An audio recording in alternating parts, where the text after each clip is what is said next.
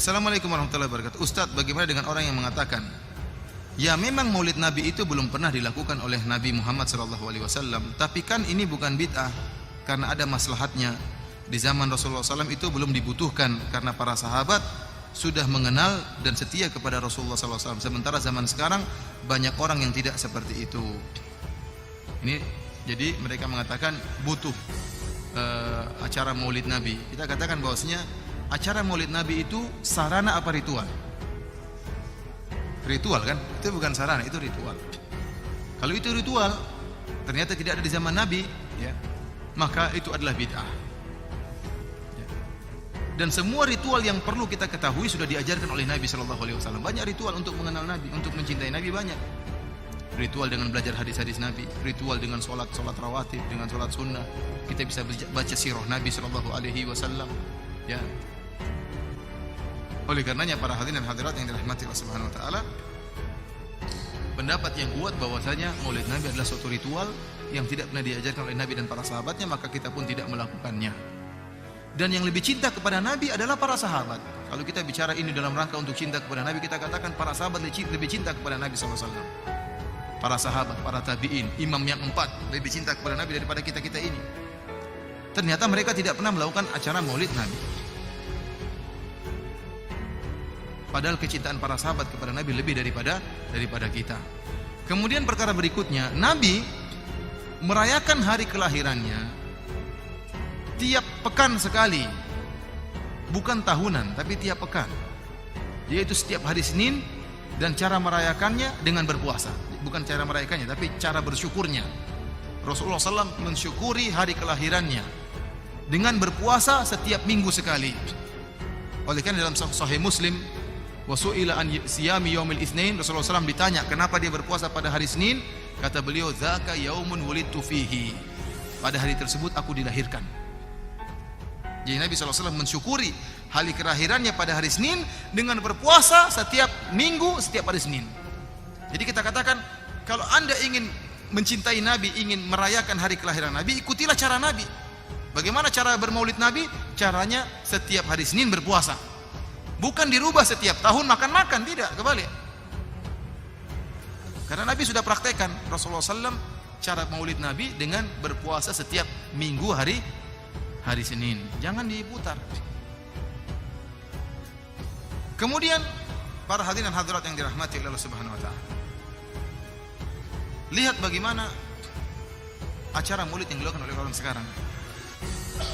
Banyak acara maulid yang mereka lakukan hanya sekedar hura-hura, acara-acara, kemudian bikin pawai-pawai, dibuatlah patung-patungan. Saya lihat sendiri bagaimana buat patung-patung hewan, kemudian arak-arakan di. Apakah ini menambah iman? Apa hubungannya patung kuda sama Nabi SAW? Apa hubungannya patung seperti acara barongsai? Seperti apa? Ini apa hubungannya dengan Islam? Apakah dengan pawai di jalan tersebut tambah itu? Bid'ah juga demikian, perbuatan bid'ah. Orang sudah berbuat satu bid'ah, nggak cukup, nggak puas, bid'ah lagi lakukan. Nanti setan bisikin lagi, berbuat bid'ah. Jadi merupakan lingkaran setan. Lingkaran setan. Antum lihat orang berbuat bid'ah, nggak cukup cuma satu bid'ah. Makanya nggak ada toleransi kepada bid'ah, nggak ada. Dan jangan coba-coba kita untuk berbuat bid'ah. Jangan. Dan jangan sok berani. Wah, kalau saya sih kuat, ini saya berpegang pada sunnah.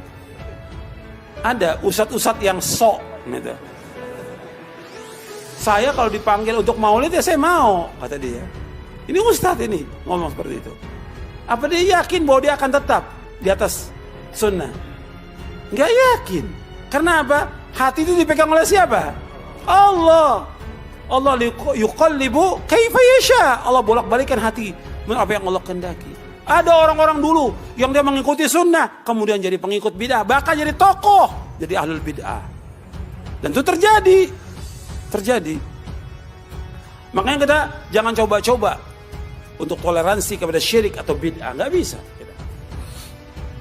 Karena akan menimbulkan apa? Perbuatan bid'ah berikutnya. Yang tadinya mungkin dia dai sunnah, ketika dia masuk kepada kelompok ahlul bid'ah, disanjung oleh ahlul bid'ah, lama-lama dia ditokohkan. Jadi tokoh apa? Ahlul bid'ah. Kan setan menggoda manusia sekaligus atau khatwa-khatwa. Allah mengatakan wala tattabi'u khutuwati syaitan innahu lakum aduwwum mubin. Dan kamu ikuti langkah-langkah setan. Karena dia musuh yang nyata. Khatwa, selangkah demi selangkah, enggak sekaligus. Setan pintar juga caranya. Sekarang ya sudah, biarkan dulu dia. Yang penting dia mau datang dulu udah. Alhamdulillah, ustadznya datang diundang dalam acara maulid, acara bid'ah atau acara yang lain, ustadznya mau datang. Dengan berbagai gelarnya sudah si ustadz ini. Sudah datang. Nggak apa-apa, nggak dimintain pendapat segala macam. Udah, yang penting datang udah, alhamdulillah, kata mereka. Yang kedua, setan bilang, ya suruh dong dia ngomong, kata setan. Jangan dibiarkan, masa di situ aja. Buat apa dia datang? Dia kan punya kedudukan. Suruh ngomong. Ngomongnya awalnya lurus-lurus aja. Itu undangan yang kedua. Undangan yang ketiga mulai mendukung. Ya kalau menurut saya sih ini nggak apa-apa. Ini kan masalah khilafiyah. Atau istilah sekarang ijtihadiyah. Yang ketiga tuh. Yang keempat, udah hilang tuh masalah ijtihadiyah. Memang kita harus hidupkan yang seperti ini. Betul nggak setan seperti itu? Itu setan. Saya luar biasa kesal. Kadang ada orang bikin perbandingan begini. Maulid Nabi, maulid. Zaman Nabi tidak ada coret. Zaman sahabat tidak ada coret. Zaman tabi'in tidak ada coret. Zaman ini ada. Lalu diserupakan yang ikut-ikut ke sini. Antum kalau mengamalkan hukum seperti ini fatal, ya. Jangan seketika, ini maulid bid'ah, maulid bid'ah. Masya Allah, antum tuh bid'ah dari kepala sampai kaki.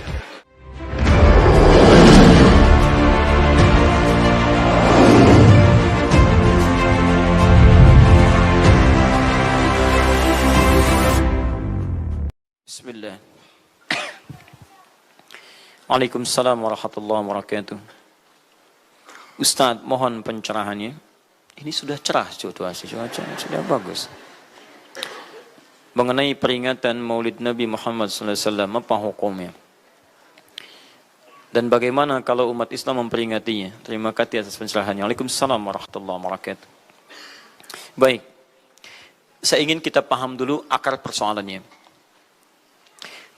Al-Quran surah ke-61 ayat yang ke-6 paling kiri sebelah atas. Quran surah kedua Al-Baqarah ayat 129 paling kiri sebelah atas. Kemudian Al-Quran surah Yunus 10 ayat 57 sampai 58.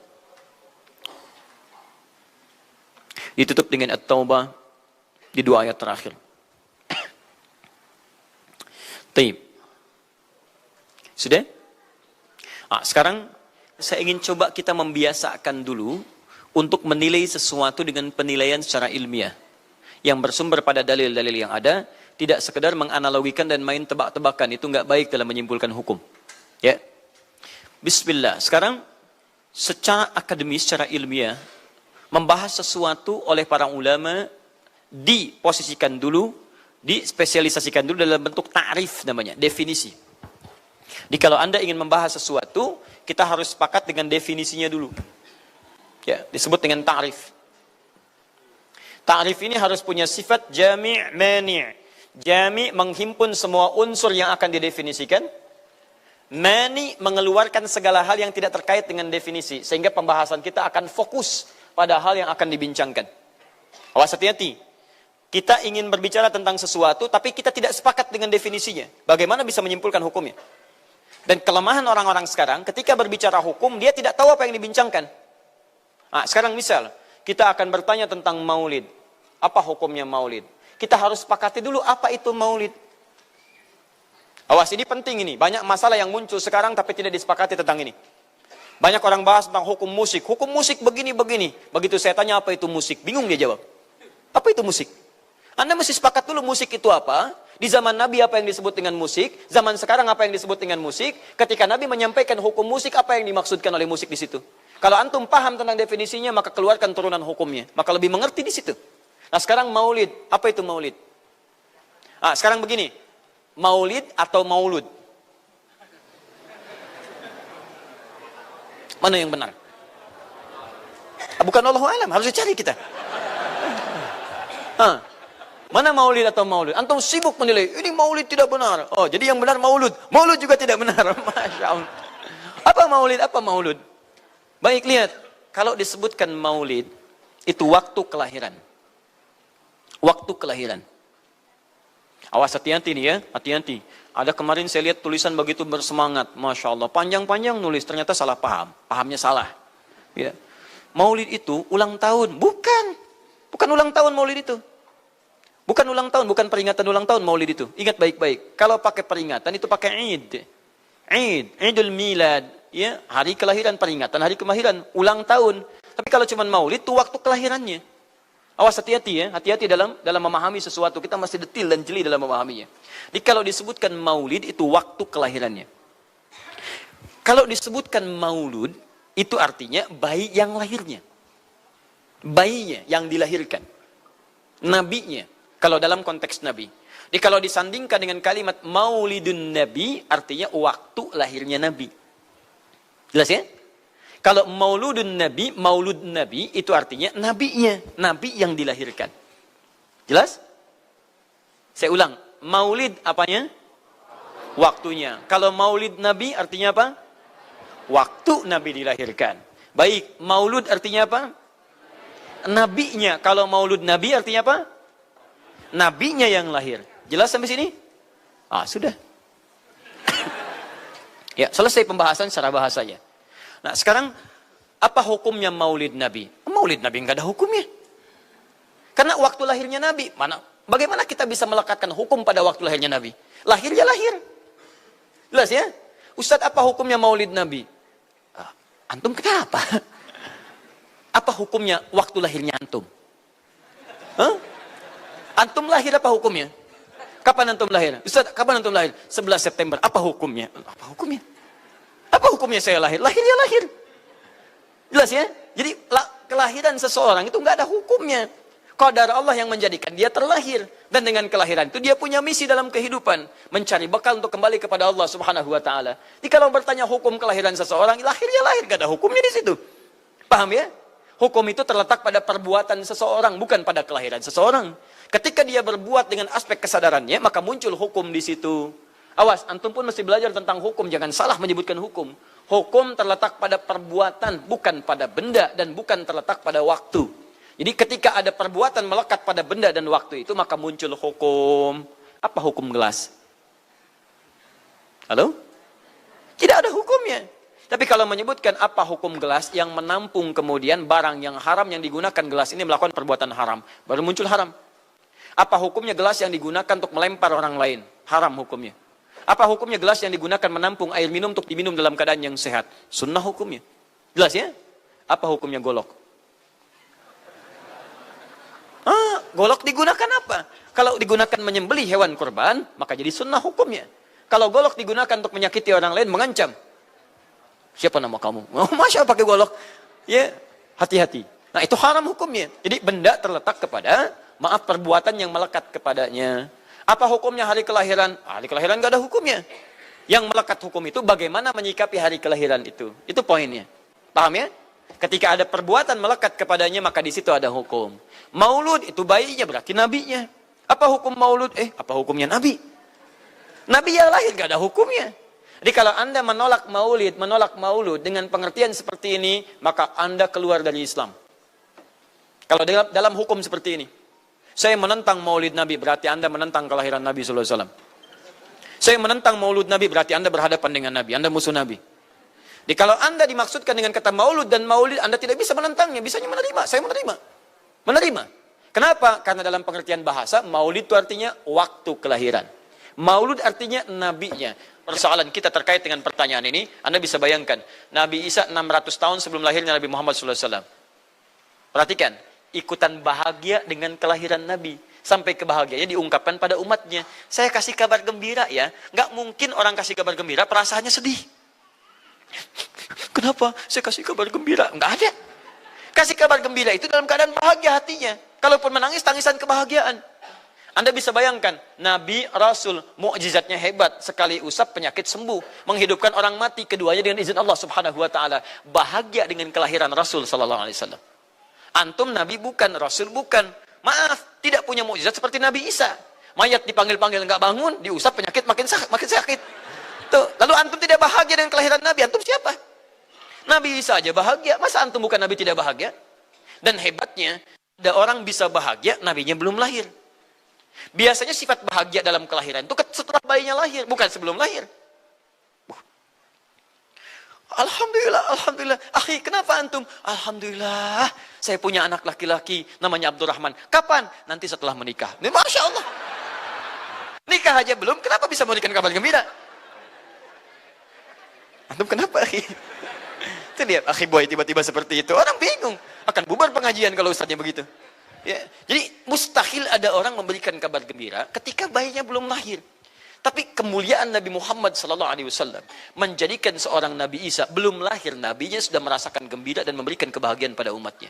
Kalau bukan Nabi Muhammad, mustahil. Ada kemuliaan tersendiri bagi Nabi Muhammad SAW.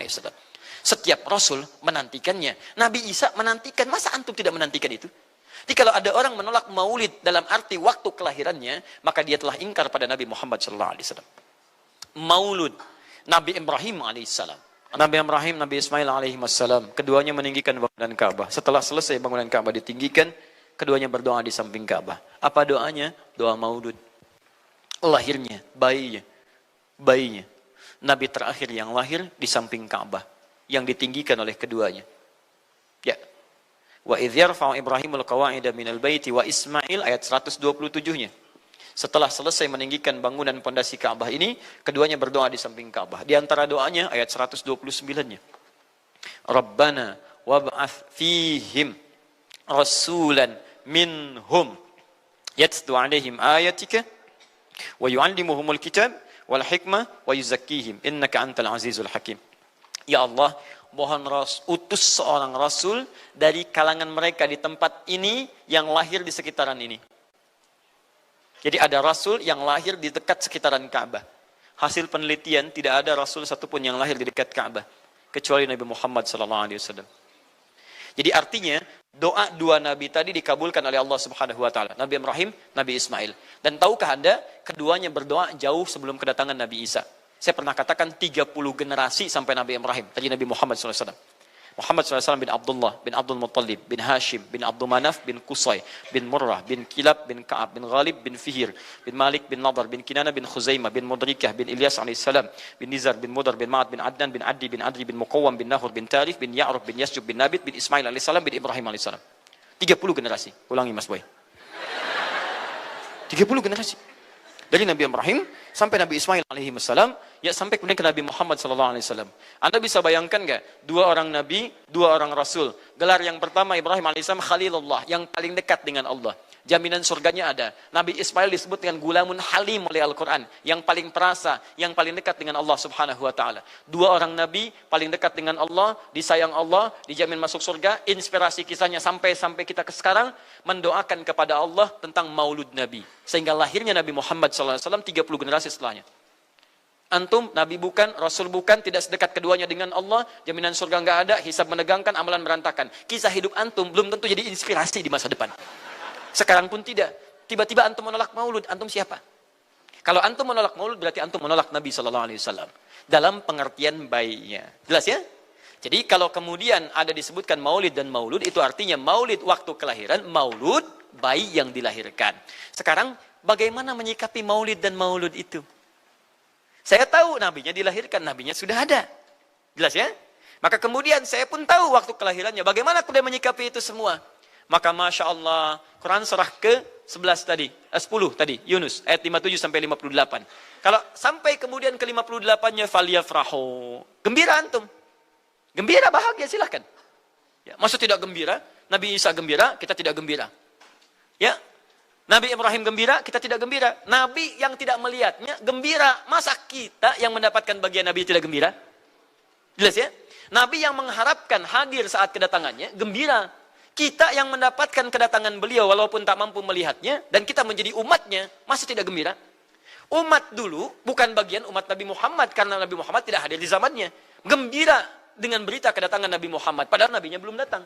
Masa kita yang jadi umatnya, yang nabinya telah kemudian kita dapati, walaupun tidak melihatnya, masa kita tidak ikutan gembira? Maka pertama kita mesti gembira. Maka yang kedua, bagaimana mengekspresikan kegembiraan itu?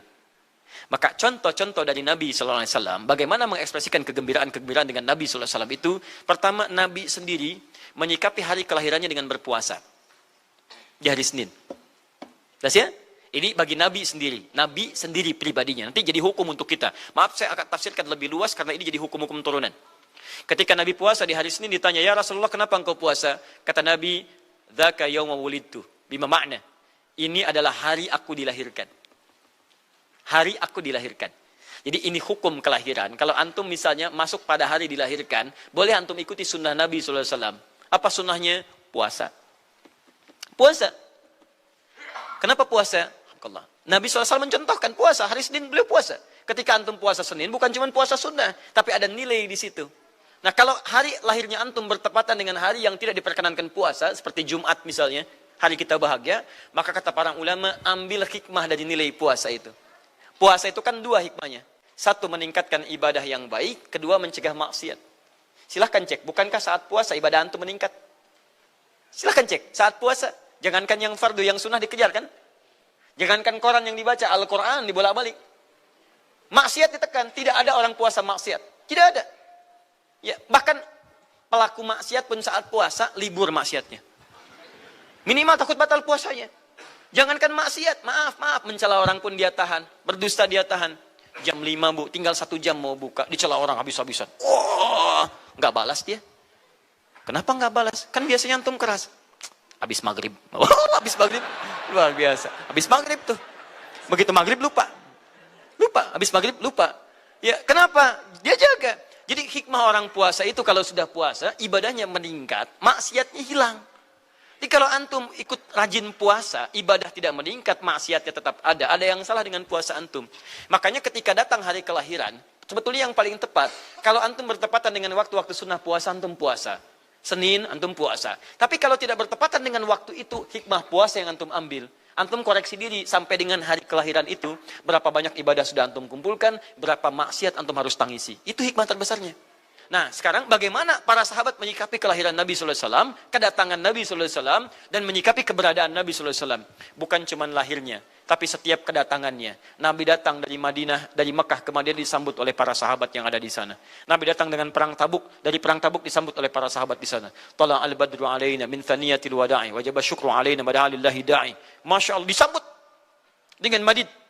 Bukti kesenangan mereka kepada Nabi SAW. Ada yang memuji Nabi SAW seperti Hasan bin Thabit, buat puisi-puisi memuji Nabi. Seperti Zuhair bin Abi Salma, tadinya musuh Nabi, begitu masuk Islam memuji Nabi SAW. Ada yang lagi kemudian menghormati Nabi dengan kedatangannya, dengan mengikuti Nabi kemanapun. Nabi mencontohkan, amalkan. Nabi mengajarkan, ikuti. Masya Allah. Begitu Nabi meninggal, diabadikanlah kemudian nilai-nilai penghormatan itu. Ada yang menulis sejarah tentang Nabi. Ada yang menulis pujian kepada Nabi dalam bentuk sholawat. Ada yang menulis tentang amalan-amalan Nabi. Ada yang menulis tentang pengajaran-pengajaran Nabi. Dikumpulkan dan sampailah itu kemudian kepada kita semuanya. Dan itulah cara terbaik menyikapi tentang maulud dan maulid. Apa cara terbaiknya? Keluarkan ayat-ayat Qur'annya. 1. Quran surah ke-33 ayat 21-nya. Laqad kana lakum fi Rasulillahi uswatun hasanah. Sungguh ada pada diri Nabi SAW suri teladan terbaik untuk kita. Maka jika antum misalnya hadir momentum kelahiran Nabi SAW, maaf, biasanya kalau ada momentum-momentum tertentu orang bersemangat untuk mengingatnya. Silahkan cek. Hari pahlawan, ingat para pahlawan. Hari pahlawan berakhir, tidak ingat lagi. Hari kemerdekaan, ingat sampai pinang dipanjat-panjat. Begitu dipanjat, kenapa panjat pinang? Masya Allah, menghormati pahlawan. Hari pahlawan sampai naik panjat pinang. Luar biasa. Ada yang tarik tambang, ya, menghadirkan energi para pahlawan. Antum bisa bayangkan, momentumnya ada. Begitu hilang itu semua, tiba-tiba hilang lagi kemudian ingatan kita. Artinya, selalu ada momentum untuk mengajak kita mengingat sesuatu. Begitu Ramadan, ingat lagi amalan. Hilang Ramadan, hilang lagi kemudian amalan. Nah, jadi apa yang terbaik dihadirkan? Ketika ada momentum itu, maka para ulama kemudian mencoba untuk menampilkan nilai-nilai tadi untuk mengembalikan kita pada tuntunan Nabi SAW. Maka ditulislah kemudian sirah-sirah Nabi. Disampaikan untuk mengenalkan Nabi Muhammad SAW. Mumpung mereka ingat. Disampaikanlah pengajaran-pengajaran tentang Nabi. Disampaikan ada pujian-pujian salawat kepada Nabi. Kalau yang dimaksudkan tentang nilai-nilai ini, maka dari dulu sudah ada. Sudah ada. Dan yang sudah ada ini tidak dibatasi dengan waktu. Bukan muncul Rabiul Awal saja. Rabiul Awal ke Safar, datang lagi itu. Safar sebelumnya Safar, Rabiul Awal, kemudian ke Rabiul Akhir, muncul itu. Ke Jumada, muncul itu. Jadi maulid itu tidak dibatasi dengan waktu. Setiap waktu itu maulid. Maulud tidak dibatasi dengan waktu. Setiap waktu itu maulud. Tapi kalau ada momentum bersamaan dengan waktu kelahirannya, kemudian kita hidupkan untuk mengenal kepada Nabi, dalam bentuk yang tadi disunahkan dalam Al-Quran dan Sunnah, itu tidak ada masalah. Jadi kalau antum pahami setiap yang tidak ada contohnya itu bid'ah, Masya Allah, maka akan ada banyak bid'ah dalam kehidupan. Mushaf itu bid'ah, karena nggak ada contohnya zaman Nabi SAW. Antum dari ujung kepala sampai ujung kaki itu bid'ah, karena antum tidak ada di zaman Nabi SAW. Ya, jadi jangan langsung menilai bahwa setiap maulid itu bid'ah. Bukan. Kalau momentum itu ingin diisi dengan taklim, ingin memperkenalkan Nabi, ingin mengajarkan syariat-syariat Islam, maka itu tidak ada masalah. Itu mengamalkan petunjuk-petunjuk ayat, bukan mengkhususkan di waktu itu, bukan. Karena taklim itu dibuka di setiap waktu. Tapi menjadikan waktu itu untuk momentum, karena setiap orang sedang ingat Nabi pada saat itu. Jelas ya? Kapan lagi kita mendapati orang ingat Nabi? Maka ajarkan itu dan pesankan pada saat itu. Teman-teman, jangan cuma pada waktu ini ya. Setiap waktu kita amalkan ingatan kita kepada Nabi SAW. Dan itulah cara terbaik untuk memberikan penjelasan kepada masyarakat untuk mencintai Rasulullah SAW. Paham ya? Jangan seketika, oh ini maulid bid'ah.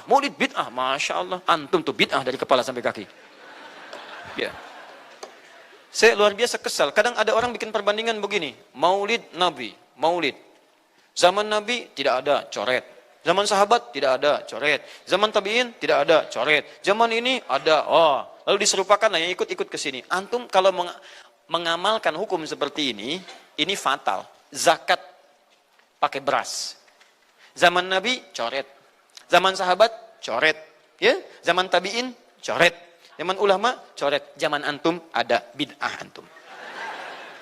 Cara menyimpulkan hukum bukan seperti ini. Lihat turunannya, lihat dalilnya, lihat pemahamannya, lihat turunan-turunan fikihnya. Ya, bagaimana bisa zakat pakai beras ini jadi? Padahal contoh nggak ada, dalil nggak spesifik. Ayo coba temukan, Nabi zakat pakai beras, temukan. Kalau antum menemukan, Masya Allah, saya bermohon kepada Allah supaya Allah mempercepat hajinya antum dan masuk surga tanpa hisab. Tiap hari saya doakan. Tidak cukup dengan amin, cari dulu. Cari di setiap hadis Nabi zakat pakai beras. Saya sampaikan pada antum, sampai kiamat kurang 2 hari, antum nggak akan temukan.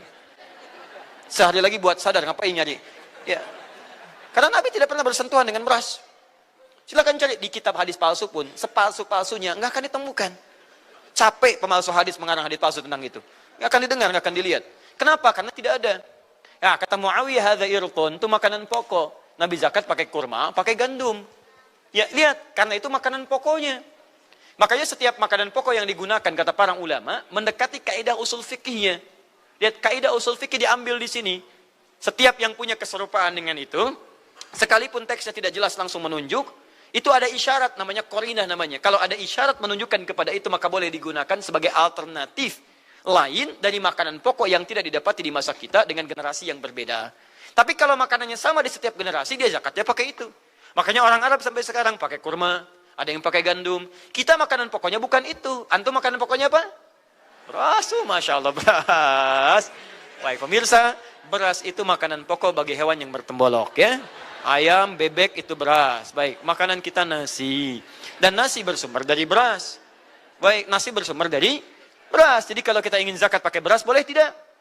Nah, lihat bagaimana cara pendekatannya. Dalil belum ditemukan aslinya. Seperti maulid tadi, menyikapi dengan taklim macam-macam, nggak ada nas aslinya. Tapi korinahnya ditemukan, sama-sama makanan pokok, sama-sama taklim, sama-sama meminta untuk ikut ajaran, sama-sama mereka ingat tentang Nabi SAW. Maka semua hukum itu kita terapkan, jadilah hukum terapan dalam kehidupan kita. Paham? Dan itu tidak disebut dengan bid'ah. Jelas ya? Bid'ah.